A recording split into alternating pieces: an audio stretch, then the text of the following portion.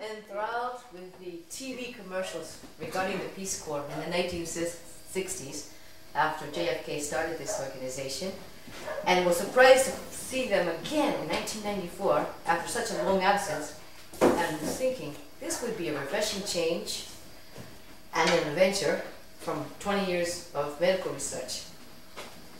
I always say with a job you can get promoted to the point where you're not doing what you plan to do. So I enjoy data collection, designing experiments, performing the experiments, and analyzing and graphing. That was fun. But I found myself organizing other people working under me to do that job while I sat in front of a computer terminal writing grant proposals day and night. So I headed to Kenya as a Peace Corps volunteer in 1995. After an extensive 3-month training period, I started my first assignment, which is a physics chemistry teacher at a secondary school in Kenya. Now the Peace Corps service was for 2 years, normal contract. I ended up sending mine for another year because in that 2 years I had obtained funding for 2 water projects.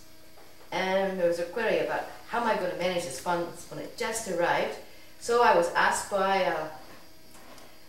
a local community leader to see if he told me he would assist me to get a work permit if I would stay on and administer these projects. One being from Peace Corps Partnership Program to build subsurface dams.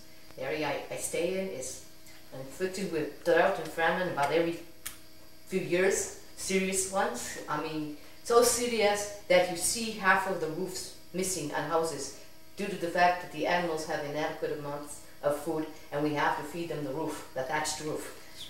And we have seasonal rivers which, when the rain starts falling, are dry throughout the year, except for a few stagnant pools. So my reason for trying to bring water to this community.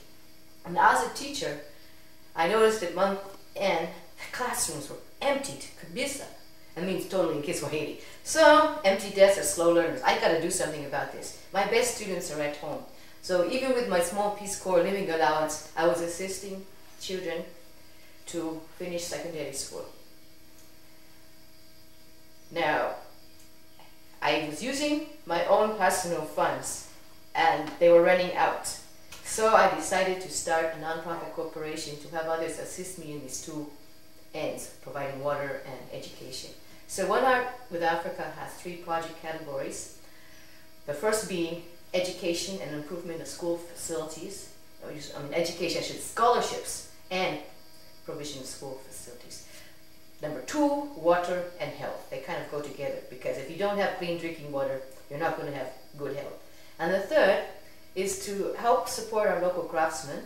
There are very many talented people in Kenya who are supported by their craftsmanship, and their work is so beautiful. I thought we could use it to encourage donations in the USA. So, by helping our local people, we raised some money to pump into project categories 1 and 2. And some demonstrations of our work. Kama people, the tribe I stay with, are famous for their weaving of sisal baskets. They're very good at beadwork, metalwork, and using banana leaves. They make banana leaf drawings, they make banana leaf figures. These depict all the job categories you would find in the Kamba tribe, and they're made simply from banana leaves and wire and sisal rope. So we were lucky to start One Heart with Africa and get it incorporated in New York State, and later on to get it registered as a NGO, non-governmental organization in Kenya.